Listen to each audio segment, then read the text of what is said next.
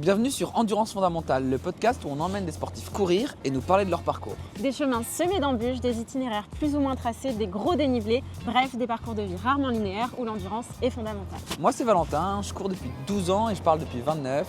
J'adore rencontrer des gens et parler de sujets profonds avec eux. Et quoi de mieux que de le faire en courant.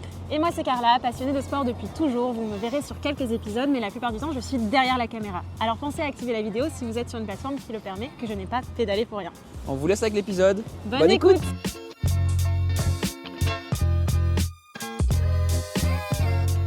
Aujourd'hui, on est avec Aymeric pendant la quinzaine de Roland-Garros. Roland-Garros commence aujourd'hui. Alors, on va parler tennis, évidemment, mais on va parler que tennis. Aymeric, déjà, est-ce que tu peux te présenter? Oui. Je m'appelle Aymeric, je suis kinésithérapeute depuis 2017 et je suis spécialisé dans le sport depuis 2019 ou 2020. Puis après, du coup, au départ, j'ai travaillé dans des cabinets de kiné normaux sur Rennes et puis sur Nantes. Et après, je suis parti à l'académie de Mouratoglou où j'ai travaillé pendant 3 ans. Vers Nice. Vers Nice, ouais, c'est ça, à côté à Antibes. Et en fait, durant cette année-là, durant la deuxième année, j'ai eu l'occasion de partir faire des piges sur les tournois. Avec une joueuse et après avec d'autres joueurs. J'ai fait 17 ou 18 semaines. Uh-huh.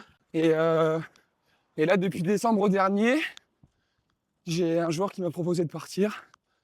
Et donc, j'ai signé pour partir à l'année avec lui 32 semaines. Wow.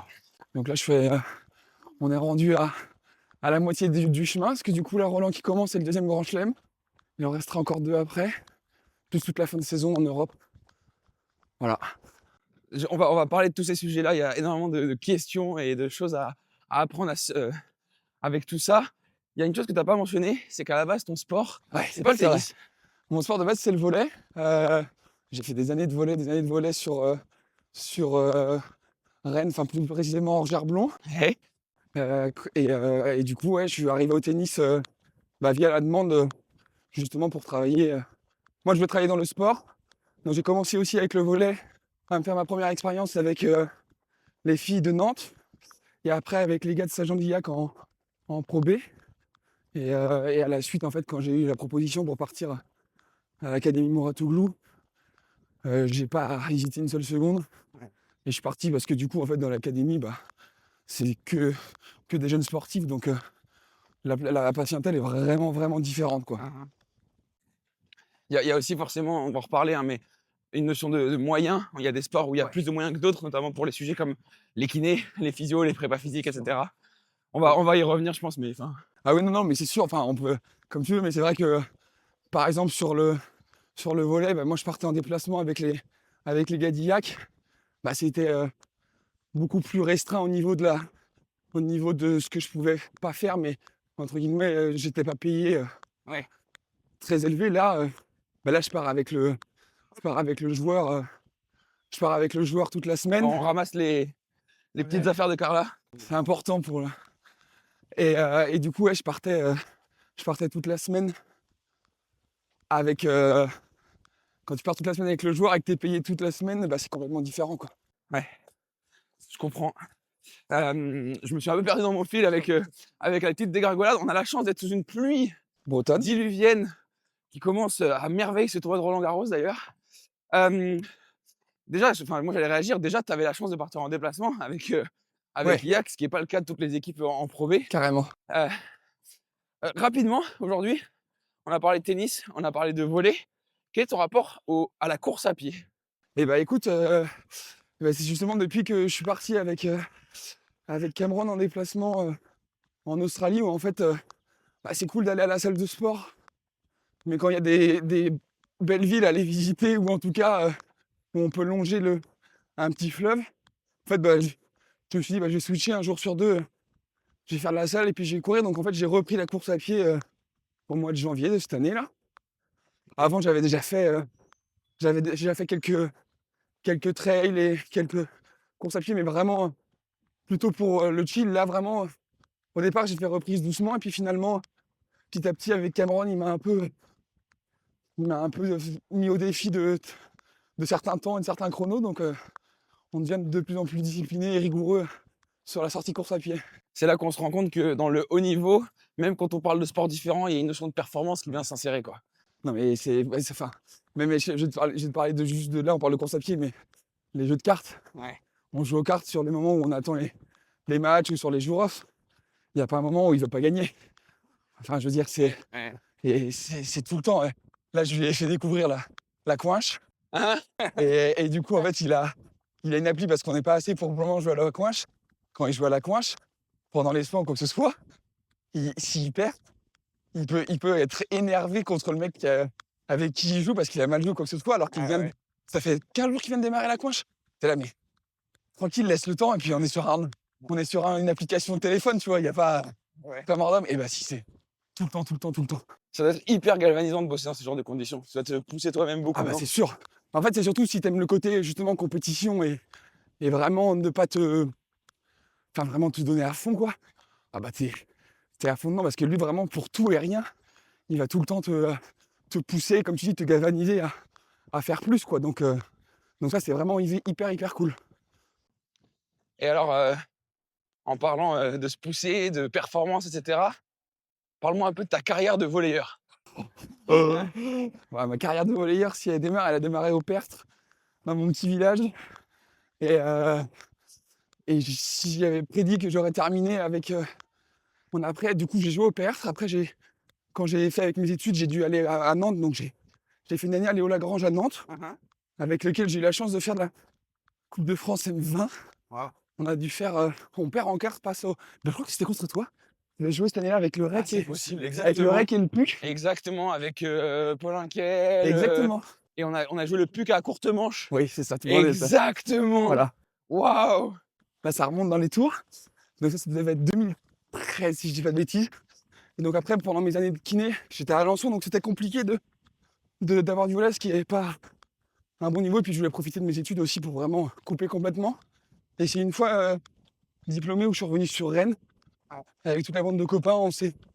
Je me suis relancé à aller justement à Orgerblanc, en N3. Je pensais pas du tout avoir ce niveau-là. Ouais. Puis finalement, le groupe était vraiment incroyable. Ouais, belle bande de copains. Ouais, une bande de copains. Du coup, on gagne la Coupe de France N3, on monte en N2. Et j'ai dû faire... j'ai fait 2 années en N2.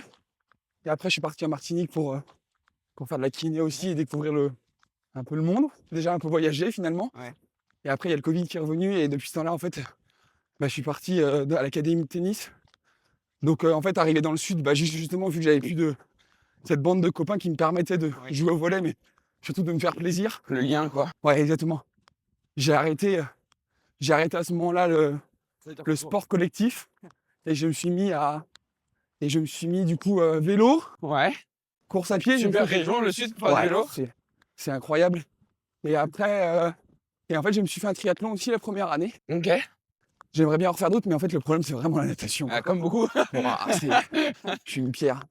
Ah, je vois. Mais sinon, le reste, vélo, course à pied, c'est vraiment très cool à faire dans le sud. Ah, ce qui est génial, c'est qu'on sent vraiment que au-delà d'un sport en particulier, tu es passionné de sport au sens large. Dans le quotidien, ça drive ta vie? Ouais, en vrai, je regarde tous les résumés de sport, mais de tous les sports, là, tu vois, hier soir, la journée est pourtant longue. Ouais. Je suis rentré, j'ai regardé le résumé des qualifs de Formule 1. Ouais. Ouais, je peux même regarder de l'e-sport, je peux regarder de MotoGP, tout. Il y a vraiment tous les sports qui me transcendent et je kiffe regarder tous les sports. C'est vraiment ça qui est aussi le plus incroyable, c'est que Il y a la hier, on a pratique, regardé mais il y a rugby. aussi la consommation. Ah, la consommation, elle est excessive même. Ah ouais. Ah ouais. Et comment tu l'expliques? En vrai, je pense que c'est ce que ça me procure comme émotion que de voir des matchs et de voir. Tu vois, genre hier, il y avait Bordeaux qui jouait en finale de Jage Cup. L'UBB contre Ouais, Northampton. voilà. Ouais. En Carla vrai, qui est contente de voir les gens de Bordeaux. félicitations à Bordeaux. En vrai, ils ont joué là-dessus, mais même à ce moment-là, moi, ça me met dans des états alors que je connais personne de Bordeaux. Et c'est juste un peu aussi le côté, tu vois, défendre la France, quoi que ce soit. Les JO l'année dernière, c'était fou. Ah ouais, carrément. Pour l'équipe de France, je me suis dit, mais les états chez moi, c'était n'importe quoi. Ouais, c'est vraiment les frissons que ça procure. Ah ouais, Rien qu'en t'écoutant, je les ai, Ouais, mais c'est pas moi parce qu'il aussi. fait froid. Et alors, il y a les histoires des autres, mais il y a tes histoires à toi. C'est quoi ta plus belle histoire de sport? En vrai, Coupe de France N3 gagnée avec mon frère. Ouais. Je pense que on peut pas faire beaucoup mieux. Incroyable. Surtout, en plus, je crois qu'il rentre dans le... Perdant le premier set, il rentre. Et, et je trouve, en tout cas, qu'il a été l'un des éléments déclencheurs de pouvoir gagner le deuxième set et gagner le tie-break derrière. Donc, Waouh, on va partager ça avec mon frère. Mes parents qui étaient aussi sur le côté. qui devait être extrêmement fier. Ouais. Du coup, non, ouais, je pense que ma plus belle histoire, c'est quand même celle-ci. Même si j'ai kiffé, tu vois, la Coupe de France, la M20, Ouais. parce que bon, on a quand même joué face à des mecs qui maintenant ont été professionnels, ou le sont toujours. Ouais. Bah, tu vois, je trouve ça cool c'est quand même cool d'avoir pu faire ça pour le niveau que moi j'ai été, quoi. Ouais. Et alors justement, j'allais rebondir là-dessus, c'est génial, tu t'anticipes. T'as toi-même joué en National 2 au volley, donc qui est quand même 4e niveau français, hein, c'est déjà très très bien, ça reste du niveau amateur. Pour autant, tu as joué et t'es ami même avec énormément de joueurs de très haut niveau, de très très haut niveau même pour certains. Ça fait quoi de baigner dans ce monde-là depuis si longtemps? Bah, en fait, le vrai truc est... Enfin, on s'en rend pas compte parce que quand on est avec eux, on est tellement genre juste 2 personnes humaines normales, Ouais. on oublie tout ça. Et je pense que c'est un côté que beaucoup de gens extérieurs pensent que c'est différent. Parce que même avec Cameron, c'est la même Ouais. chose, tu vois. Alors qu'en fait, il suffirait juste de se comporter vraiment. En fait, eux, ce qu'ils attendent, c'est justement tout sauf le sport. Ouais. J'ai un exemple où, en gros, bah, tu vois, tu vas dans un... Il m'en avait parlé, donc c'est pour ça qu'il me dit tu vas dans un endroit où tu rencontres des gens, il était refait que personne l'avait reconnu. Ouais. Et qu'en fait, il avait parlé d'autre chose. Il n'avait pas parlé de rien, mais ils avaient parlé d'art, ils avaient parlé de choses et d'autres. Et il était ravi qu'on parle pas de tennis, mais juste de laissez-moi profiter de l'instant, tu vois. Juste la vie, quoi. Ouais, c'est ça, le- exactement. Le global. Je vais continuer, je vais juste faire une pause pour mon lacet qui se défait. Je t'en prie. Carrément. Et alors, attends, je vais revenir sur mon histoire. On parlait de Cameron et on va en parler en détail après. Je vais revenir sur mes histoires de volleyeur. Ce qui est bien, c'est que je regarde les questions que j'ai préparées hier soir, parce qu'on a programmé ce podcast littéralement hier. Ouais. Mais pour autant, tu réponds déjà aux questions que je vais te poser, donc c'est génial. Je voulais parler de ton frère, le fait de jouer avec son frère, de jouer en national, etc. On en a parlé. Aujourd'hui, je reviens sur le volley. Il y a eu un truc, tu l'as dit rapidement, l'été dernier, c'est que l'équipe de France de volley, donc ton sport de base, est devenue championne olympique pour la 2e fois. Et dans cet effectif, il y a quand même pas mal de copains. Ouais. Ça a ressenti quoi ce jour-là? Bah, en vrai, déjà, moi, de façon générale, si on regarde au niveau national, c'est déjà de se dire que la France qui regagne une 2e fois les JO et encore plus chez elle, où elle était quand même un peu plus attendue que la première fois, je trouve. Ouais. Parce que c'est juste la pression à domicile qui fait que bah, t'as de grandes chances de... Enfin, on va te pousser. Moi, c'est la qualité de jeu en plus qui m'a finalement le plus impressionné parce que ce soit la demi... Bon, le quart, c'était autre chose, mais que ce soit la demi ou la finale, ouais, je trouve ça dingue de leur niveau de jeu parce que c'est pas genre 3-2 ou quoi que ce soit, c'est Ouais. 3-0, 3-0. Et l'Italie, en demi, ils ont pas mis du tout de... Enfin, ils ont pas vu le jour. Et en vrai, en finale, à part la série de Léon Ouais. qui nous fait stresser un petit trembler. peu. Mais je veux dire, on était à 24-21 ou quelque chose du genre. Et on était vraiment dans... Moi, j'ai surtout senti chez eux, hein, ils avaient pas peur, mais entre guillemets, ils étaient confiants de ce qu'ils faisaient, quoi. Ouais. À aucun moment, et tout le monde pouvait aider tout le monde. Donc non, beaucoup de fierté. Surtout de réaliser le doublé aussi, qui est quand même quelque chose d'assez rare dans le...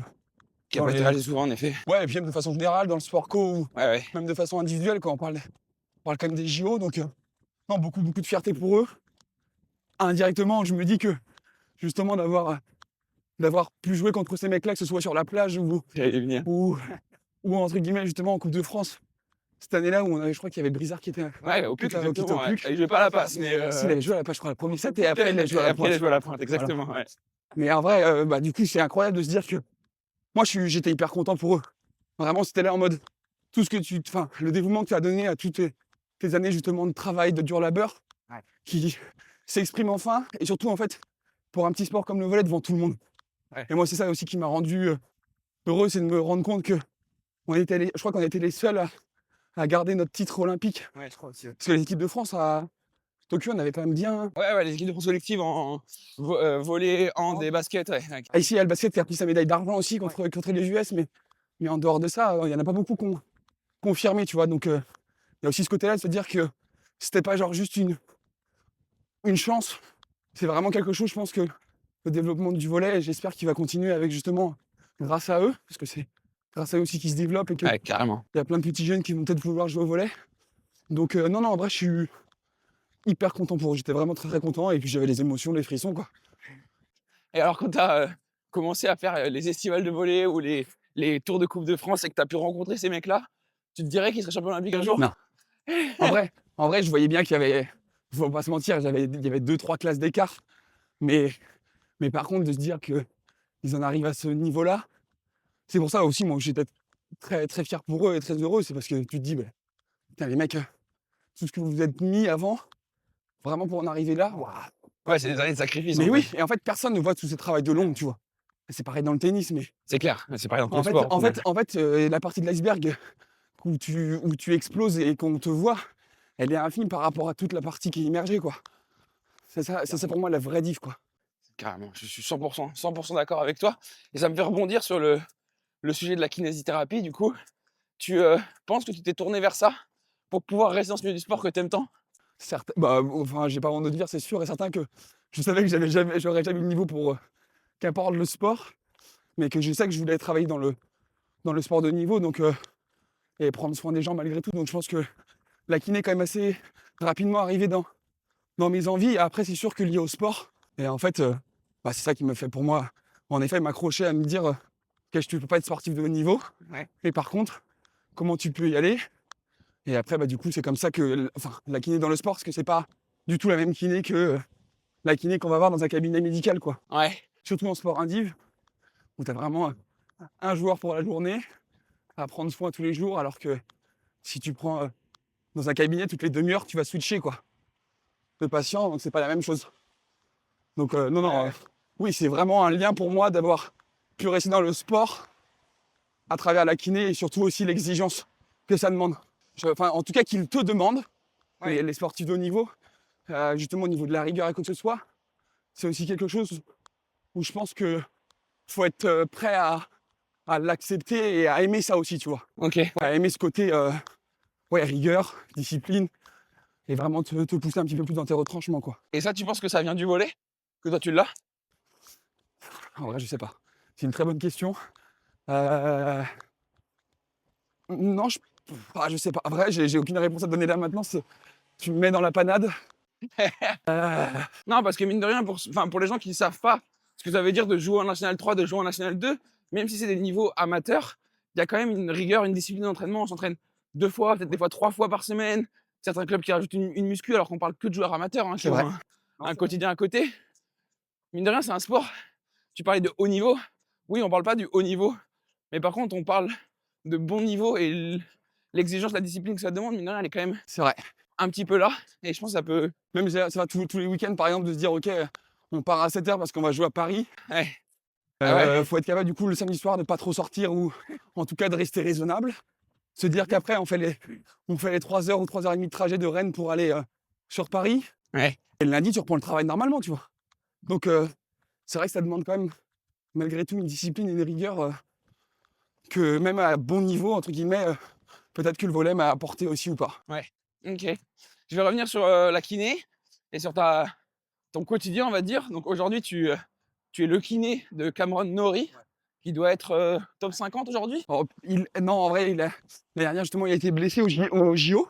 Ok. Et en fait, il a presque pas du tout fini la fin de saison. À partir des JO, je crois qu'il a juste la finale à Metz qu'on a fait, mais sinon, il a fait presque que des premiers tours. Ok. Parce qu'il était blessé à l'avant-bras.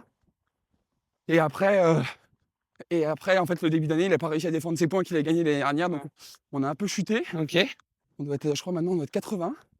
Mais bon, il n'y a plus de points à défendre sur la fin de l'année. Donc, Donc ça va peut-être ça va normalement repartir. on va pouvoir repartir à la hausse. Alors j'ai noté un truc, mais on en parlera après. C'est que tu dis on, tu dis pas il, et déjà ça, je trouve ça très intéressant. Mais avant ça, est-ce que tu peux me raconter ton quotidien avec Cameron? Une journée Ouais. avec Cameron. À peu près type ou une semaine, ça dépend. Ouais, Après, vas-y, comment vas-y. tu l'as- Bah, en fait, ça va tout dépendre, du programme de la semaine. Mais si par exemple on a match ou entraînement dans la journée d'ailleurs, moi le matin, petit déj, on peut soit le faire ensemble, soit on le fait séparément. Par contre, après, on va au café. Et c'est un grand fan de café. Ok. Donc on va trouver un bon café dans la ville où on est et on va se partager le café. Ensuite, on va sur site. échauffement. Et du coup, une bonne heure et 1 heure et quart d'échauffement. Ensuite, on va sur le terrain d'entraînement. Donc, pareil, ça dépend s'il y a 1 heure, 1 heure et demie, ou si on fait en split 1 heure le matin, 1 heure l'après-midi. Ok. Et fin de l'entraînement, du coup, une petite récup de 5-10 minutes tranquille sur le vélo. On consomme, on prend attention à la nutrition pour directement qu'il soit tout de suite pas dans le besoin. Et donc, on lui fournit soit un shaker, soit on va manger juste après. Donc, on fait gaffe à toute cette partie de nutrition. Et s'il n'y a pas de deuxième entraînement, ben écoute, après, on rentre à l'hôtel. Et là, on fait des soins, 1 heure et demie, 1 heure 45 de soins suivant les besoins qu'il a. Rentrer. Si possible, soit on fait le sport le matin ou justement dans ce moment-là, suivant l'heure à laquelle on a démarré. Et après, repas du soir. On est reparti le lendemain, rebelote. Ouais. Et puis, il n'y a pas de jour férié, quoi. Parce que là, moi, c'est la première fois où, du coup, le 25 et le 30, et le 1er janvier, ils jouaient le 1er janvier à Hong Kong. Donc, le nouvel an, on l'a fêté vite fait. À minuit et demi, on était rendu à dormir parce que je crois qu'ils jouaient le 1er à midi ou midi 30, je Ah crois. ouais. Le 1er, donc ça fait un peu bizarre. Ouais, j'imagine. Mais c'est aussi ça, cette demande, parce qu'on parlait du côté rigueur et partie cachée de l'iceberg. Bah, c'est clairement ça, parce que, je veux dire, s'entraîner à 25, s'entraîner à 31, jouer un premier, un match, bah, il y a combien de...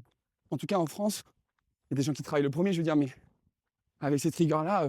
Ouais, je vois ce que tu veux dire, 100%. Donc voilà, une petite journée tranquille. Et donc, toi, au final, tu interviens sur la partie soins, Ouais. sur la partie prévention des blessures, Ouais. mais tu interviens sur quoi d'autre? Alors en fait, avec le prépa physique, souvent on split. Alors là, il est avec moi pour Genève et là, le Grand Chelem. Ouais, c'est une grosse période. Ouais. Mais sinon, en fait, très souvent, s'il n'est pas là, moi, je fais toute la partie échauffement aussi. Ah ouais, d'accord. Donc l'heure et quart pré-entraînement et avant le match. Parce que s'il y a aussi une journée où il y a la fin. Si on a entraînement la journée, dans tous les cas, on peut avoir match le soir. Donc on refait un deuxième warm-up pour le match. Et en fait, du coup, toute cette partie-là, je la fais aussi, quoi. Ah ouais, hyper intéressant. Donc, c'est hyper intéressant, mais ça prend du temps. Ouais. Parce que finalement, tu vois, 1 heure et quart là, plus une demi-heure avant le match, on est déjà à 2 heures, les soins après. En fait, ma journée, elle est... Ouais, exactement. L'amplitude horaire est énorme. Ouais, c'est ça. C'est ça le plus important, enfin, où il faut vraiment prêter attention, c'est que les kinés, on est très souvent ce qu'on dit, les premiers réveillés et les derniers couchés. Ouais, je vois bien. Parce qu'on finit... Mais c'était pareil dans le volley, c'est que Ouais. le temps d'enchaîner, par exemple, avec tous les gars du volley, d'enchaîner tous les joueurs, tu finis à 1h du mat, 1h30 du mat. Ouais. Mais le premier joueur qui est passé à 22h30, Il est déjà en train de dormir. il est déjà en train de dormir. Ouais, je vois bien. Mais c'est pour autant primordial. On en parlait rapidement. Hier soir, on s'est croisés dans Roland. On en parlait rapidement à quel point, en tout cas dans le tennis, mais pas que, l'importance de la prépa physique, du kiné, de la recovery, en fait, elle est primordiale pour performer. Alors, vraiment, pour moi, le plus important, c'est moins il se blesse, plus il va pouvoir jouer. Donc c'est sûr que la prépa physique plus la kiné associée, pour moi, les deux, c'est clairement les domaines les plus importants. Et c'est pour ça qu'il faut... Tout à l'heure, j'utilisais le on parce que Ouais. on parle vraiment au staff, quoi. C'est pas moi qui... Ok, j'en parle avec le prépa fitness. On est d'accord, pas d'accord, ok, on échange. Et finalement, au bout, qu'est-ce qu'on choisit de mettre? Qu'est-ce qu'on choisit de faire? Mais c'est sûr que la prépa physique, elle est hyper importante. Et de plus en plus, d'ailleurs, il faut la valoriser aussi parce que c'est aussi elle, en grande partie, qui permet de prévenir des blessures. Donc, il faut savoir le faire. Et nous, je trouve que c'est une vraie association. Il faut vraiment qu'on marche comme ça, main dans la main, pour pouvoir éviter aux joueurs, ou en tout cas à une équipe, de se blesser, quoi. Et là, en l'occurrence, du côté de Cameron, il y a full confiance sur ce sujet-là. Il va pas intervenir, il va... En vrai, moi au départ, j'ai mis un peu de temps parce que je voulais y aller à tâtons. Ouais. Et le prépa fitness m'a dit, mais Émeric, vas-y, hein, en vrai, si c'est ton domaine, donc si tu me dis qu'il faut faire ça, on fait comme ça. Et Cameron, à ce moment-là, non, C'est trop bien, ça. il a les yeux complètement fermés. il fait entièrement confiance. Il y a vraiment cette dimension d'équipe, quoi. Ouais. On gagne ensemble, on construit Ouais. ensemble, on perd ensemble aussi. Carrément. OK. Et ça, c'est vraiment quelque chose, même si on est dans un sport individuel, finalement, on se rend compte que l'équipe, c'est ça qui rend quand même plus fort, quoi. C'est que si tout le monde marche dans le même sens, avec la même vision, t'as de grandes chances que ça facilite un petit peu la performance du joueur. C'est hyper intéressant d'avoir ce point de vue parce que, en effet, encore plus pour le tennis, pour ceux qui consomment du tennis, on se rend compte que on se rend pas compte de tout ça, justement. On voit le joueur sur le terrain, on se dit, voilà, je prends l'exemple de Djokovic qui est un peu, la référence pour beaucoup. Ah, il prend soin de son corps, Ouais. il fait attention à ce qu'il ingère, sa nourriture, il y en a plein qui sont au courant de ça. Mais ce qu'ils se rendent pas compte, c'est toutes les personnes qu'il y a derrière pour gérer ça. Et il y a des anecdotes assez intéressantes sur Djokovic, en tout cas, que je vais pas forcément raconter, mais voilà, où enfin, sur la nourriture, à quel point il a quelqu'un de spécialisé pour la Ouais, bien sûr. nourriture. Enfin, on peut parler même, pour certains joueurs, du stringer, du corder, ils ont leur corder attitré. Enfin, il y a vraiment une dimension de j'ai trouvé une personne en qui je fais confiance et elle gère toute cette partie-là que moi, j'ai envie de me décharger mentalement. Et après, derrière, en effet, ça permet de performer, quoi. Comme tu dis, la décharge, enfin, le fait, il faut que ce soit en grande partie, s'ils peuvent décharger au maximum mentalement pour être les plus frais, pour avoir finalement que le match à penser, c'est ça le plus important, tu vois. Et je trouve que c'est une part qu'on oublie aussi très souvent, mais la Ouais. partie logistique et gestion de tout ce qu'il y a autour est hyper importante pour justement libérer un peu le joueur de toutes ces pensées-là et qu'il ait juste finalement à faire son taf, c'est-à-dire taper dans la balle ce qui concerne Cameron, mais ça marche pareil La pour le mettre dans le volley, tu vois. terrain, si possible. Donc Ouais, non, en vrai, carrément. c'est hyper important. Et alors, je vais même plus loin en termes de enfin, il y a toute cette partie-là, mais si on va même plus loin en accompagnement mental, il y a toute la partie match, justement, et la boxe, être sur le côté, être là. Ouais. Elle est importante, cette partie-là? Ouais. Bon, en vrai, moi, quand j'ai commencé avec lui, j'ai fait une période d'essai l'année dernière. J'ai fait Paris et Metz. Et à Metz, quand il joue la demi sur Corentin, au tie-break deuxième set du travail, je crois qu'il perd 5-2. Et il fait un point. Et moi, vraiment, là, je l'encourage en mode. Le point était vraiment magnifique en plus. Ouais. Et je Moi, j'ai les l'encourage. frissons encore. Je serre le point, tout ça. Et après le match, il m'a dit que, en fait, le fait de nous voir, même alors qu'il était à -2, -3 sur un tie-break, Ouais. à 5-2, c'est pas comme si t'étais à 4-0, Ouais, où t'as fait que la moitié, c'est que t'étais quand même plus proche de la fin du set. Et il m'a dit que ça l'avait galvanisé en disant que ça me redonne encore du boost. Et finalement, il le gagne, je crois, 7-5 ou 8-6. il y a encore une fois cette dimension d'équipe, quoi. Ouais. En fait, je vois les mecs, ils sont avec moi, ils ont limite plus envie que moi que je gagne. Ouais. Donc en fait, bah, ça te retire vers le haut, quoi. C'est trop chouette, je trouve, comme. Et puis je trouve aussi, enfin ça dépend de chaque personne comment il le vit, mais il y a beaucoup de personnes qui. Moi je sais que je dégage un petit peu ces choses-là à Ouais. travers mon faciès. Ouais, ça se lit sur Et toi. le Ouais. body language, et en fait, bah, c'est hyper important de tout le temps lui montrer. Donc en fait, bah, j'essaye très souvent, tu vois, par exemple, de ne pas mettre mes lunettes de soleil. OK. Pour que il voit Waouh. mon regard Ouais. et qu'il sache la détermination que j'ai quand lui marque un point et que je suis avec lui, quoi. OK. Ah ouais, c'est hyper intéressant, ça. Mais ça, c'est mon avis perso. Ouais, mais c'est Les deux coachs le font pas, mais moi je trouve que c'est de mon avis à moi, je trouve ça important, donc j'essaie de le faire au max que je peux quand il y a vraiment trop de soleil. Ouais. J'ai quand même me protéger, tu vois, mais il y a de grands souvent où je mets juste le chapeau et pas les lunettes pour ça. Et aujourd'hui, les joueurs, ils ont le droit de venir vers la boxe pour parler. Avant, ils n'avaient pas le droit, ça c'est revenu là, il y a 1 an ou 2. Quand il vient à la boxe, tu parles? Non. C'est pas ton rôle. Là, moi, je fais des encouragements à aller, comme on que ce soit, mais par contre, souvent quand il vient parler à la boxe, c'est beaucoup plus sur l'aspect tactique du match. Et donc là, c'est que le coach tennis qui va donner des conseils, qui a commencé à lire aussi peut-être un peu comment l'autre jouait, pour lui donner 2-3 conseils, et qui peuvent vraiment faire la différence. Donc non, moi je fais juste, à partir du moment où je suis dans la boxe, c'est juste des encouragements. OK. Ou en tout cas des félicitations d'un joli point, quoi que ce soit, mais rien de plus. OK. J'avais une question qui m'était venue, mais elle m'a échappé. Alors, avant tout ça, tu es quand même rentré dans le tennis avec la Mourad, Ouais, tu bien l'as sûr. dit tout à l'heure. Raconte-moi un peu cette expérience, c'était comment la Mourad En fait, Mouratoglou Academy? C'est ça. Bah, en fait, c'est quelque chose de très très cool, dans le sens où c'est vraiment dédié qu'au tennis. Pour des jeunes, c'est un tennis-études finalement, Ouais. mais donc comme dans un crêpe. Et vraiment, tout leur est dédié. Il y a l'internat qui est l'internat, les classes et les profs qui viennent sur place, ils n'ont même pas besoin de se déplacer. Waouh. la cafétéria, du coup les soins, le cordeur.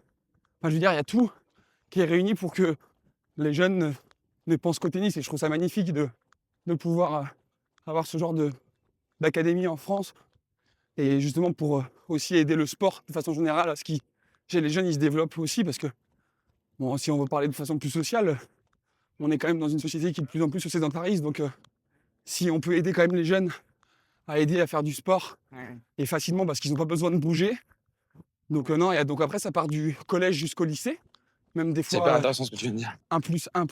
une année de plus après le lycée où ils peuvent rester. Il y a deux types d'écoles.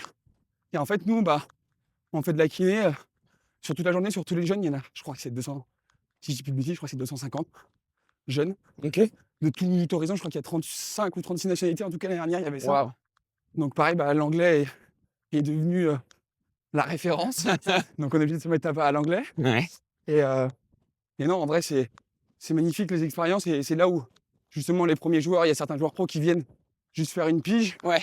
Et c'est aussi comme ça que ça démarre. On a des super échanges aussi avec les préparateurs fitness, entre kinés, avec les coachs tennis, où finalement, on apprend les uns des autres.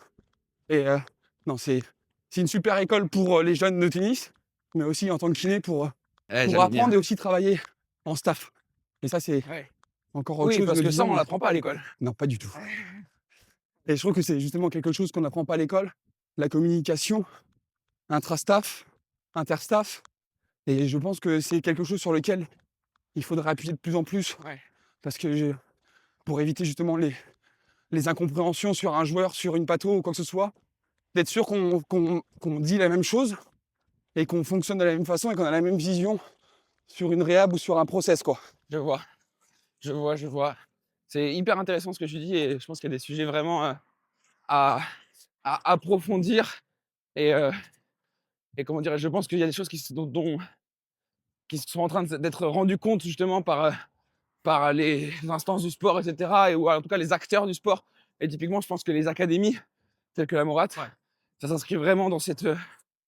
On fait le tour du lac, c'est magnifique. En vrai, on est... la pluie s'est arrêtée. On est au bord du lac du Bois de Boulogne. C'est magnifique quand avec même, les petits canoës. Waouh. Enfin, les petites barques. Les petites barques, voilà.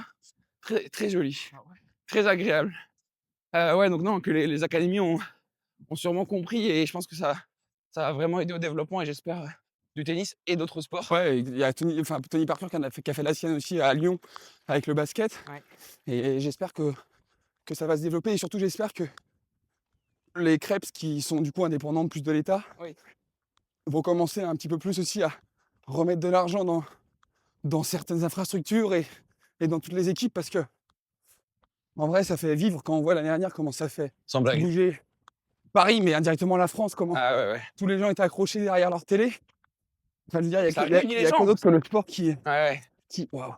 Il y a quoi d'autre que le sport qui permet de vivre ces émotions-là, tu vois. Carrément. Et je pense que c'est une chose sur laquelle j'espère que l'État pourra prêter attention et mettre un peu plus d'argent, parce que aussi c'est une forme d'éducation. Quand je vois les valeurs du rugby, par exemple, aussi hier, Carrément. ou le judo fair play, l'année de dernière, tu vois, respect, carrément. c'est des choses qu'on n'apprend pas directement à l'école, mais finalement, qui sont hyper importantes. C'est marrant parce qu'on a eu, je sais pas si tu connais Arthur Bonneau qui joue aussi sur le circuit, il est moins bien classé, il est dans le top 1000, il joue beaucoup les futurs, etc.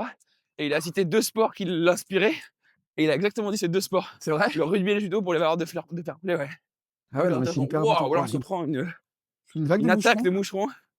C'est moins agréable d'un coup. Alors moi, je voulais revenir sur... tu as parlé du fait qu'il y avait des contacts qui se faisaient avec certains joueurs, joueuses, etc. Toi, tu as eu pas mal d'expérience avec de nombreux joueurs. On peut en citer certains. Voilà, tu as accompagné Pavlyuchenkova pendant un temps. Tu as accompagné Bublik pendant un temps. Si je dis pas de bêtises, tu as eu Holger Rune qui est venu un peu vers chez toi aussi. Enfin, qu'on m'a demandé de suivre. Comme en fait, ils étaient dépendants de la CAD. Moi, je dépendais de la CAD et en fait, ils demandaient à l'académie si je pouvais faire une pige avec eux. Et donc, c'est comme ça que j'ai eu le droit de faire 20 semaines à partir avec différents joueurs.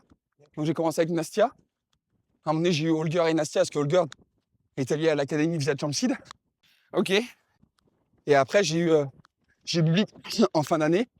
Pareil, en fait, il était passé à l'académie. J'ai dû l'avoir 2 ou 3 fois en soins. Ça avait matché. Il a demandé si je pouvais partir avec lui sur toute la tournée d'octobre justement européenne. Ouais. Donc c'est grâce à l'académie que j'ai pu, enfin où j'en suis aujourd'hui, c'est grâce à eux en grande partie. Et aujourd'hui, tu dépends encore de l'académie? Non, depuis décembre justement, je suis parti de l'académie et je suis repassé indépendant D'accord. et je dépends plus que entre guillemets de Que Cameron. Cameron. Mais si je veux faire des remplats à droite à gauche, quand je travaille pas avec Cameron, je peux en faire. Après, t'as aussi un peu envie d'être chez toi. Ça, c'est dur, on n'en parle pas assez, mais tu as parlé de 32 semaines tout à l'heure. 32 semaines, ça veut dire plus de la moitié de l'année. Ouais, plus de la moitié de l'année, pas chez soi. Et surtout, en fait, là, par exemple, depuis Madrid, donc ça va faire 5 semaines, je suis rentré 3 jours à la maison entre Rome et Genève. Waouh. Donc, souvent, en fait, en plus, le corps, il se donne tellement à 100% sur le moment où tu es avec lui, que quand tu rentres chez toi, les 3-4 premiers jours, tu es down complet, je trouve. Tu Parce laisses, que, ouais. en fait, c'est juste que tu as tellement donné que ton Ouais. corps, il lâche, il se rend compte qu'il est plus avec et il lâche. En tout cas, c'est ce que je retrouve sur les moments où je rentre et que je suis et dans l'équipement, je suis en vacances, quoi. Je suis trop content de parler de ça avec toi parce que je dis exactement la même chose. J'ai un peu le même quotidien que toi pour d'autres raisons, mais c'est un peu le même style. Et quand j'entre à la maison et que je dis, mais je suis claqué, j'ai juste envie de rester à la maison, de dormir, de me reposer, de rien faire, en fait, bah, souvent, c'est incompris. Et c'est cool que tu le soulignes, parce que mine de rien, ça veut dire que tu es absent 32 semaines, mais que les 20 semaines où tu es chez toi, et ben en fait, t'es pas non plus à 100% là, quoi. Ah non, non, non. Donc, tu as vraiment une vie d'absence, et ça peut être très dur, et c'est hyper intéressant d'en parler. Ah ouais, c'est quelque chose qui est pas évident. Et puis pareil, avec le jet lag et tout ça. Ouais, Enfin, je veux dire, l'Australie, ouais. quand tu es à l'autre bout, même pour juste avoir des nouvelles des amis, de la famille, il faut se caler un moment précis dans la journée parce que t'as pas grand timing pour aller pour parler avec eux, quoi. Ouais, c'est clair. Alors, tu parles de l'Australie, c'était ma question d'après. C'est quoi ton expérience avec les grands chelems? Waouh! Alors, je les ai pas tous faits encore. Encore. J'ai eu l'occasion du coup de faire l'Australie cette année et il y a 2 ans avec Nastia. Et Roland Garros, pareil, ça va être mon deuxième là, j'ai fait avec Nastia il y a 2 ans pareil. Je me rappelle très bien de te voir dans le box du Châtrier. Bon, c'est l'une de mes plus belles émotions aussi quand même. Quart de finale sur le Châtrier. Merci Nastia pour ça parce que c'était vraiment fou. Toute la période, la quinzaine Ouais. qu'elle avait fournie, c'était dingue aussi en revenant de blessure. Ce qu'elle avait pu sortir, c'était top. L'Australie, en vrai, moi je trouve que c'est un super pays. Moi, c'est à l'autre bout du monde, donc c'est dur de l'imaginer, mais en fait, c'est surtout, je trouve, comment on s'y sent bien directement. Ok. Je trouve que les Australiens, de façon générale, il n'y a pas de jugement, il n'y a pas de regard. Tu fais ce que tu veux, t'es habillé comme tu veux, tu fais ta vie. Il n'y a personne qui va te regarder de haut en bas ou quoi que ce soit. Et tu te sens vraiment choqué. Tu es vraiment sur un chill vraiment permanent où tu te sens pas du tout atteint par les regards ou quoi que ce soit. Et puis en vrai, Melbourne, c'est quand même super, super beau aussi avec un petit fleuve au milieu que tu peux longer des 2 côtés. Donc non, en vrai, c'est top. L'Australie, c'est vraiment cool. Donc, il te reste à découvrir, oui, mais l'US. Ouais, alors oui, ce sera pas cette année. Ok.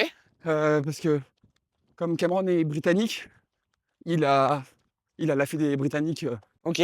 à Londres, donc ça me permet moi de couper. Ouais, c'est bien. Donc c'est pour te dire, tu vois, j'ai toute la tournée sur herbe que je ne fais pas et pourtant je fais 32 semaines. Waouh. Waouh. Donc avec la tournée sur herbe, je pense que si je faisais la tournée sur herbe en plus, je serais à 37. Ça me permet de couper aussi. Je suis content pour ma première année entièrement sur le circuit d'avoir cette coupure au milieu, de justement pouvoir un peu reset le mental, le physique et après de repartir sur la tournée américaine et canadienne.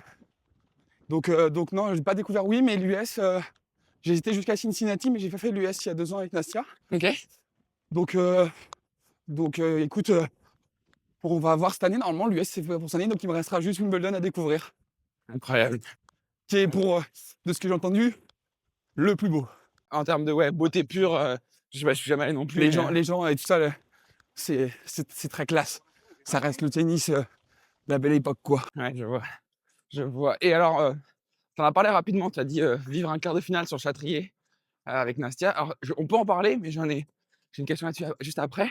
Mais ce que je voulais souligner, c'est que on se rend pas compte, mais en fait, quand tu es dans un joueur et donc dans l'équipe d'un joueur, potentiellement un grand chelem ou un tournoi, tu peux y rester 2 jours. Oui. Comme tu peux y rester 2 semaines du coup.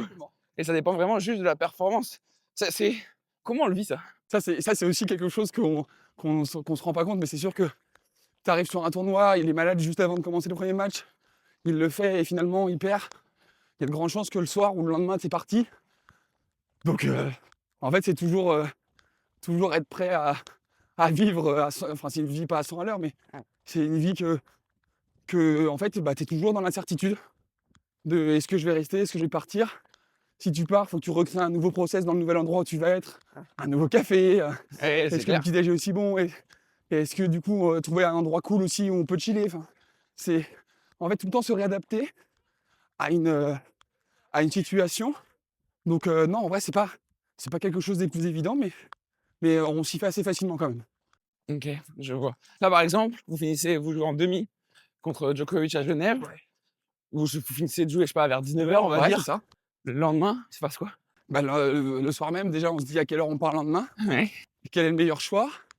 Et pour te donner l'exemple, parce que bah, tu le sais, on a pris le train samedi, donc hier matin, samedi matin. On est arrivé à 14h à la gare. À 15h, on était à l'hôtel. À 15h30, on est reparti de l'hôtel.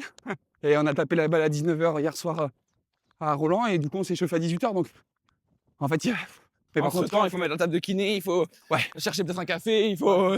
Ouais. faut tout penser. Mais écoute, ça se fait bien maintenant. On essaye de plus en plus de. Enfin, moi, je commence à comprendre les rouages, donc ça se fait un peu plus facilement. Mais les premières fois, c'est sûr que c'est un peu plus compliqué, quoi. Trop cool. Cameron, il t'a mis des défis. Ouais. Si j'ai bien compris. C'est quoi ces défis? Bah, c'est un peu pour ça d'ailleurs que je me suis vraiment remis à fond à la course à pied. Ouais. Ça tombe bien que je sois dans l'endurance fondamentale. Mais en fait, bah, justement, en Australie, j'ai commencé à recourir vraiment comme je disais, pour alterner avec la muscu de l'hôtel. Et en fait, je crois que c'est à Dallas où ils nous commencent à nous dire bah, tu vas pas courir juste pour courir, au bout d'un moment, La compétition. mets-toi un défi. Et il me dit tu fais le 5 en 20 bornes, en 20 minutes, le 5 km en 20 minutes. Je dis là, mais quand même, tu te rends pas compte, le 5 km en 20 minutes, il faut vraiment. Enfin, c'est fait du 4 kg, il faut quand même s'envoyer quoi. Ouais, c'est pas Il me dit, un ok. facile. Ok, mais en 22 minutes. Il me dit deal, et je dis bah, quand on rentrera à Monaco la semaine juste avant Monte-Carlo, on se dit à ce moment-là que j'essaie de le faire à ce moment-là. Et en fait, du coup, on a été sur le stade Louis II, courir 5 bornes, incroyable aussi. Parce qu'en fait, il fait la muscu juste à côté dans le stade Louis II hier. Il y a une salle de muscu. Et donc, j'ai fait mon 5K à ce moment-là pendant que lui faisait sa muscu. Et c'était tellement drôle que, en fait, je comptais mes tours tout seul. Ouais. Je termine, je donne le chrono. Et le coach fitness qui était aussi dans le deal me dit là, il te manque un tour, mec, c'est pas possible. Parce que tu sors, il te manque un tour. Moi, je l'ai fait l'autre fois, j'ai fait en 21,50. Ah, c'est pas possible. Je dis bah en vrai, je t'assure. Et en fait, la montre, je savais pas, mais sur les Garmin, il y en a certaines où tu dois mettre le truc piste. Oui, ça reconnaît la piste. Ça reconnaît la piste. Et moi, c'était pas le cas, je n'ai pas la mienne dessus. Et en fait, j'avais 100 mètres de décalage à chaque kilomètre. Waouh. Donc j'ai fini à 4 km 5. Et oui, donc il a Et cru. donc il s'est dit, bah là, il te manque 500 mètres, il te manque un tour, tu vois. Et j'ai dit non, non. Et genre, à la fin de la muscu, quand Michel Bob a dit, du coup, autour du coach fitness, de refaire, parce que la dernière fois, c'était juste. Bah, je dis, vas-y, je vous accompagne, vous allez voir que ma montre est bug. Donc c'était 45 minutes après. J'ai refait un deuxième, Oh la vache. 5 km, que j'ai aussi terminé dans un temps inférieur au deal. Ah ouais. Et c'est là où ils ont compris qu'en fait, bah, le premier chrono était le bon, donc ils ont dit, ok, on valide, parce que si 45 minutes après, tu peux faire, je crois que c'était 20,50 ou 20,54. Ah ouais, bravo. J'avais fait 20,38 le premier, ils ont dit, ok, le 20,38, c'était plus frais avant. Donc Ça, c'est sûr t'as que tu réussi à valides. faire 20,38 et 20,50 juste après. Ouais, 45 minutes après, ouais. Waouh, c'est fort. Ah, c'est la zone 2. Donc, Voilà, si c'est de la zone 2, mon gars, tu peux t'inscrire au gros marathon et aller gagner. Hein. et donc là, on est parti pour faire enfin là, du coup, le deal d'après, c'était 10K en moins de 44, du coup, pour doubler le 22, qui doit arriver à la fin de Roland, là. Ok. Donc ça, c'est le côté vraiment sport. Et l'autre côté, c'est le défi qui m'a lancé, c'est pas manger de sucre pendant toute la période de terre battue. Waouh. Pas de sucre du tout. Bah, si, juste pas de sucre ajouté. Donc en gros, je prends que des fruits, quoi. Waouh. Mais même, j'ai remarqué dans... Pas de beignets. Pas de... Non, mais même il y a des amandes, où, suivant certaines marques, des amandes où même les pistaches ou quoi que ce soit, il y a du sucre. Ah ouais. Donc bah non, pas de ça. Wow. Donc là, on est pile poil à 5 semaines aujourd'hui. Donc plus il va aller loin dans Roland, où je vais encore perdurer, mais c'est moins dur maintenant que ça l'était au départ. Ok, ouais, on s'y fait comme quoi les défis, c'est aussi important pour se pousser, pour casser un peu les codes, casser sa discipline, se connaître soi-même. Ouais, trop c'est cool. ça. Ouais, Et la rigueur que ça demande sur le sucré quand t'es un fan de sucre. ah ouais, putain. Moi, En je tant suis que incapable. Français, en plus, je trouve, c'est des choses que je Ouais. peux pas comprendre, mais Ouais. le plaisir du petit-déj, parfois de prendre un pain au chocolat, quoi que ce soit, et là, puis là, dans les hôtels, t'as l'occasion de pouvoir le faire. Ouais, mais t'as tout quoi, enfin, Ouais. t'as la tentation quoi. Donc non, écoute, on a réussi à résister pour le moment. Trop bien, bravo, félicitations. Merci. Et il y a quoi à la clé, on va dire, c'est quoi le deal de Alors, Paris le deal sur le sucre, je ne sais pas. Il m'a juste dit, si tu arrives à le tenir, tu auras une surprise. J'en sais rien du tout. Je sais qu'il a parlé avec ma copine sur le potentiellement peut-être un peu l'orienter ou si elle validait ou pas le truc. Ok. Mais c'est le seul truc que je sais. Et après, pour le fitness, pour les courses, c'est plus de moi à moi. En fait, je pense il veut me pousser justement dans mes retranchements et de me rendre compte du niveau où je peux être. Tu vois, même moi, quand je vois que je le cours en 20-38, j'étais là. Waouh! Pour moi, c'était des années-lumière. Pareil, là, je vais faire le moins de 44. Si j'arrive à le faire en 43, me dire que je fais 3 minutes du 40 minutes, pour moi, le 10K en 40 minutes, c'était, il y a quelques années de ça, c'était quelque chose d'inimaginable. Et finalement, je me rends compte que de moi-même, je suis pas si loin de pouvoir le faire potentiellement, quoi. En fait, ce qui est cool, je trouve aussi, c'est que tu le pousses pour lui, son tennis sur le terrain, avec tout ce que tu fais autour de lui dans son staff, mais il te pousse aussi du coup toi. Ouais. Il y a un côté un peu donnant-donnant qui est hyper intéressant, je trouve, dans une relation de staff. Exactement. Et c'est toujours comme ça. Et c'est toujours l'un pour l'autre. Et c'est comme ça aussi, justement, je trouve que c'est là où tu vois si on est dans la même vision et dans la même envie de vouloir aller de l'avant tous les deux de la même façon, quoi. Trop bien, trop bien. On va passer à la fin du podcast. Alors, Aymeric, on va passer sur... je sais pas si tu as écouté un de nos podcasts, déjà. J'ai écouté, je sais qu'il y a des oui-non, par exemple. Il y a des Eh ben, on moments- va exactement arriver là-dessus, bravo. On va arriver sur ton oui-non. L'idée, tu as compris, hein, c'est je te pose des questions et tu réponds du tac au tac, en tout cas le plus vite possible, Ouais. par oui ou par non. Tu as évidemment le droit à un joker. Bon, dans l'absolu, ne l'utilise pas. Est-ce que tu es prêt? Ouais. Le tennis, c'est mieux que le volley? Joker. Ah, direct. Ah ouais, Tu là, l'as cramé ça, d'entrée. Est-ce que tu aurais pu être pro au volley? Non. Un kiné, c'est indispensable pour le sport? Oui. Est-ce que tu vas gagner les estivales de volley un jour? Mon rêve. Oui. Moins de 40 minutes aux 10 km possible? Ouais. Tu vas courir un marathon un jour? Ouais. Est-ce que jouer les louches, c'est la meilleure action au volley? Je sais pas faire, mais c'est ce qu'il y a de vraiment de plus beau, ouais. Est-ce que certains kinés sont des charlatans? Oui. Est-ce que ton édition de Koh Lanta est mieux que l'original? Ah, largement. Sans hésitation. Est-ce que t'en as marre de voyager? Non. Est-ce que tu voudrais plus de jours off? Non. Est-ce que t'es fier de toi? Ouais. Trop bien, merci. Avec plaisir. Bon, tu t'es bien rattrapé. Joker d'entrée, mais tu t'es Ah, je bien peux pas. rattrapé. Ouais, il est trop dur. Waouh. Non, mais comment tu veux que je choisisse? En fait, en plus, c'est tellement deux sports. Un collectif full et l'autre complètement individuel. Waouh. Ouais, parce que je voulais le dire tout à l'heure, mais je pense que le volley, c'est peut-être le sport le plus collectif Bah qui oui, bien existe. sûr. Et l'équipe de France de volley l'a prouvé d'ailleurs. Bon, Ouais, parce que physiquement, c'est pas les meilleurs, mais c'est juste que les mecs qui s'arrachent sur tous les Ils trucs. sont là pour les copains, quoi. Ah ouais, c'est ça. Tu vois, je prends un Jouffroy qui rentre, un Quentin qui rentre pour servir. En fait, il est là pour servir pour les copains, quoi. C'est C'est incroyable. pareil dans le deuxième, je crois, Ouais. contre l'Italie. Ouais, carrément. Théophore qui fait sa rentrée Contre en l'Allemagne. quart contre l'Allemagne. Enfin, bref, on peut en parler Ah longtemps, ouais, mais ouais, ouais, non, ça c'est clair et net. trop cool. Ouais, le Joker que tu m'as grillé direct. Ouais, mais bon, tu t'es bien rattrapé derrière. J'ai beaucoup aimé tes... Alors, les estis, si un jour je les gagne, mon rêve, mais déjà j'ai Manu qui l'a fait, qui a failli arriver avec Toto et c'est final. Toral. Ouais, il Incroyable. m'a fait vibrer, j'étais à l'autre bout, j'étais à Nice, moi, à ce Moi aussi, moment-là. j'ai regardé le live. Ah là là, j'étais là en train de regarder le live. Je me dis, mais s'il le fait et que je suis pas là pour le voir, j'aurais vraiment pas été bien parce que je sais que c'est quand même quelque chose d'incroyable, même pour Toto aussi, nouveau. Il est chez lui et il l'a pas encore gagné alors qu'il a gagné tous les autres. C'est pour dire que les estivales, c'est pas non plus quelque chose de si évident à gagner. C'est clair. Et en fait, on parle d'un tournoi qui est amateur, 100% sur plage, l'été, etc. Mais en fait, et c'est un peu ce qu'on discutait pendant tout ce podcast, en tout cas en début, c'est là où tu peux avoir des joueurs d'équipe de France, des joueurs professionnels, avec l'amateur qui n'a pas joué depuis 3 ans, quoi. Enfin, et là, on vient de décrire le cas de Manu avec son Thibaut, quoi. Et pour autant, c'est parce qu'on est entre potes qu'on sait qu'ils vont prendre du plaisir et que je pense que c'est ce qui compte, c'est avant tout le plaisir. Et je pense que n'importe quel sport, quel qu'il soit, et pour en revenir aussi au côté un peu plus social, c'est avant tout, n'oubliez pas de vous faire plaisir. On sait les bienfaits du sport sur le mental et sur le physique.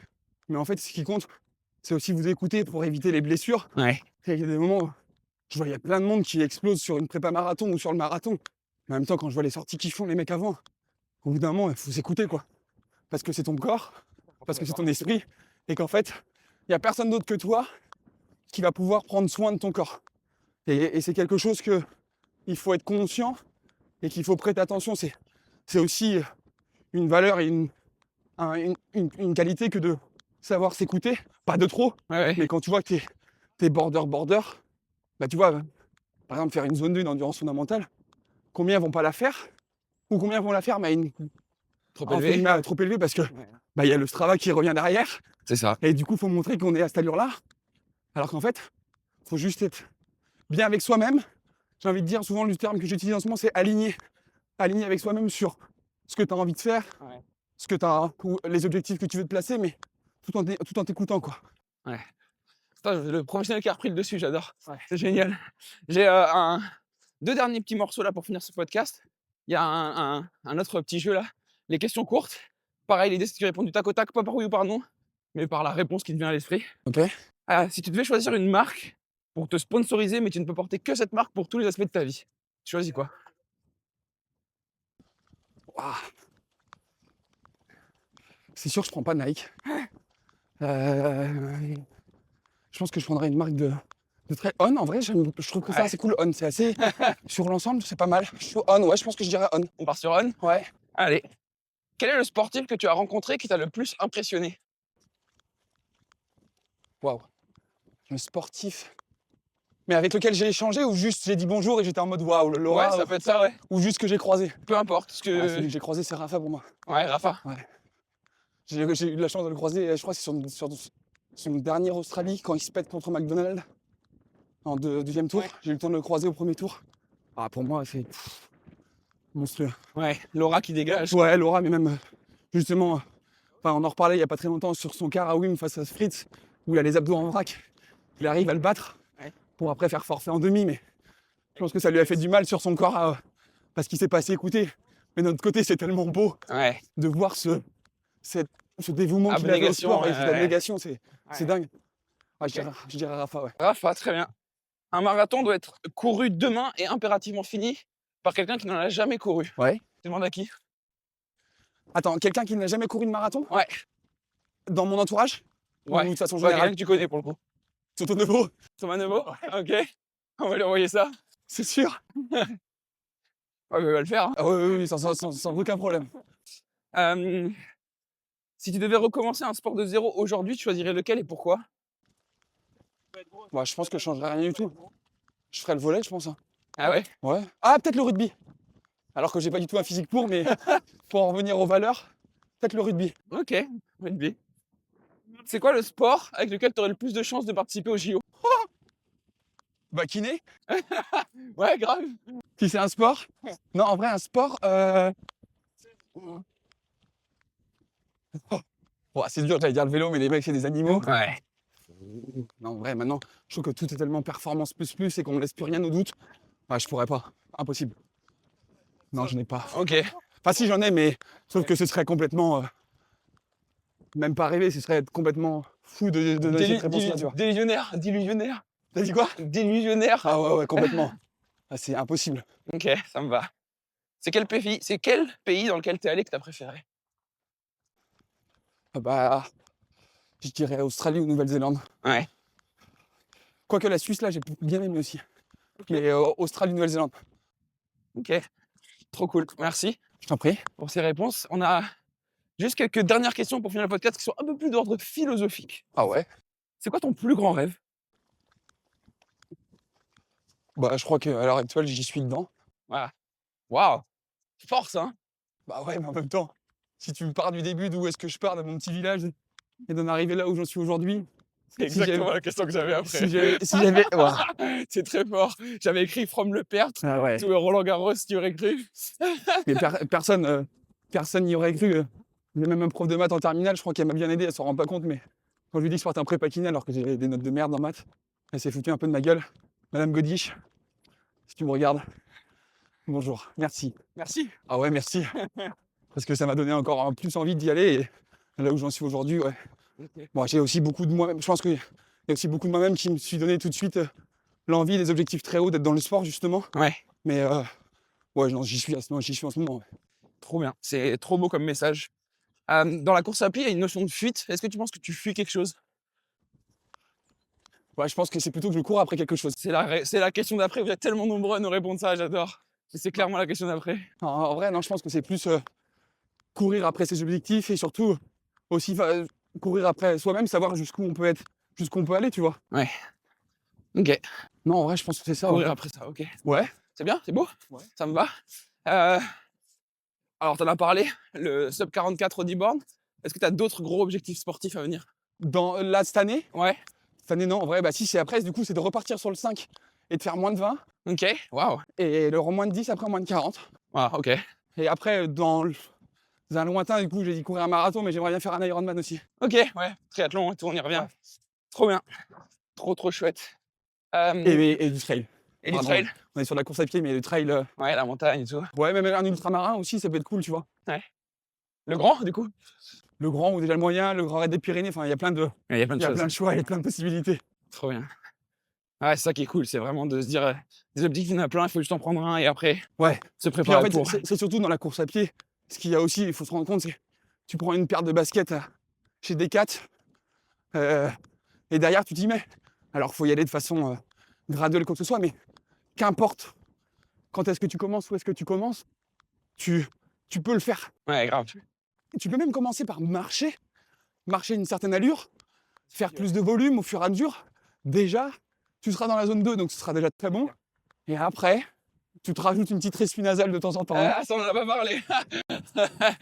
Courir que par le nez, ça, c'est quand même très intéressant d'entraîner comme ça. Ouais, en fait, la zone 2 et la respiration nasale avec les quelques études que j'ai pu lire, les quelques podcasts que j'ai pu écouter, c'est jamais mieux que par soi-même que de tester. Donc en fait, dès que je fais de la zone 2, pour m'éviter justement d'être dans une allure trop haute et qui du coup n'est plus dans zone 2, pardon, trop basse, pardon, et qui n'est plus en zone 2, bah, je respire par le nez. Waouh. Donc là, pour le moment, mon max, j'ai dû faire 10 ou 11 km en respiration nasale. Ok, trop bien. Trop bien. Franchement, je ne le fais pas assez souvent, mais j'essaierai. Essayez chez vous, mais essayez tu vois, même déjà, essaye sur 1 km, tu te dis, ok, je fais tous les 100 mètres, j'en fais une, 100 mètres où tu récupères en normal, Ouais, 100 mètres où tu refais, pour voir déjà la sensation, tu vois. carrément.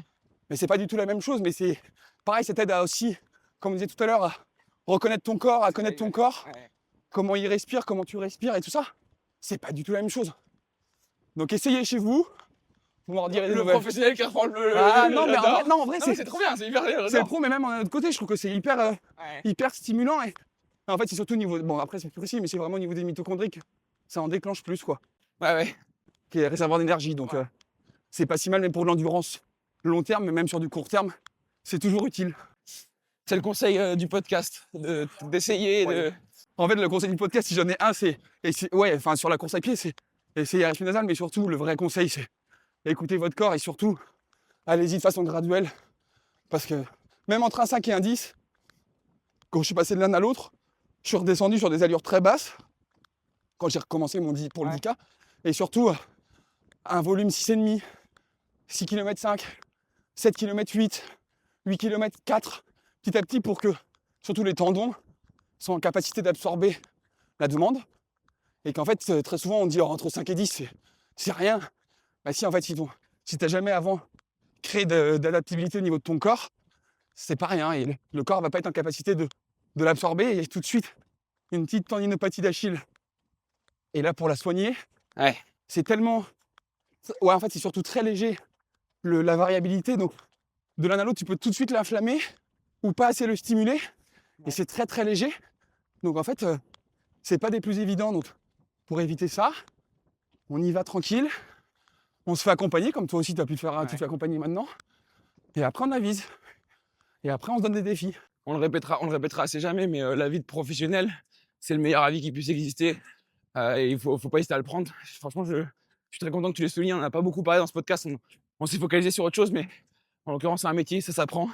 Et quand on a des doutes, il vaut mieux demander. On a tous un kiné pas loin de chez soi, on a tous des gens qu'on connaît à qui on peut aller demander, poser des questions et s'informer sur le sujet et avoir des conseils comme ceux que tu viens de donner. C'est hyper bien que tu l'aies fait, merci. Avec plaisir.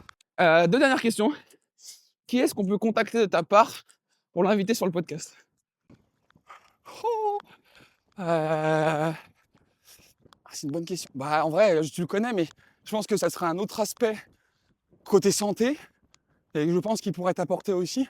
C'est Manu Éveillard, Manuel Ouais. Éveillard. Parce que je pense que lui, il a l'aspect beaucoup plus justement social qu'on parlait tout à l'heure. Parce qu'il a, il a beaucoup plus le côté hôpital et quoi que ce soit. Donc, Ouais, je pense que ce serait intéressant et pour autant, lui, il est à fond dans le sport aussi. c'est clair. Donc, contacte-le de ma part. Manu, je le contacterai de ta part, je dirais. Ah, il y a Émeric qui m'a dit. La prochaine fois qu'il vient peut-être sur Paris, t'essaies de le toper. Carrément, carrément. Ok, trop cool. Merci. On l'appellera. Et dernière question, où est-ce qu'on peut te suivre? À part sur Strava. Eh ben, en vrai, il y a mon Instagram, quoi, mais Pas forcément envie qu'on te suive non plus. Hein, c'est non, pas non, la- en vrai, j'allais dire, mon Instagram est plus perso. Je crois que j'avais LinkedIn à une époque. Il faudrait que je le remette. Il doit encore exister, mon LinkedIn, Émeric Foubin. S'il y a besoin, je préfère. Au pire, je vais le remettre maintenant.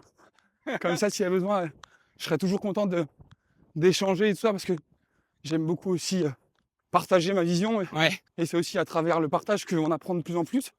Donc, partager avec d'autres kinés, partager avec d'autres métiers, avec grand plaisir. Donc, et si ils ont des questions à droite, à gauche, trop bien. avec plaisir. Donc, peut-être plutôt LinkedIn. Trop chouette. Et ben, à tous les professionnels et plus ou moins liés au métier qui veulent te contacter, on les invite à te Mais même s'il y a contacter. d'autres, entre guillemets, tu vois, s'il y a des personnes lambda qui veulent juste qu'on ait des questions à droite, à gauche, pour que je les oriente, moi, je ferai pas, pourrais pas faire le traitement comme ça, mais s'il y a besoin de les réorienter ou quoi que ce soit, avec plaisir. Trop bien. Ok, c'est bien, bien noté. Merci beaucoup, Émeric, pour cette sortie d'endurance fondamentale. On aura fait 11 km 3, je crois que c'est notre plus grosse sortie, à une allure moyenne de 5 minutes 43 au kilo. Une belle EF, un peu, j'allais dire un peu rapide, mais même pas forcément. On était bien dans la zone 2 puisqu'on a pu parler tout le long. Merci Ah ouais, beaucoup. ouais, avec plaisir.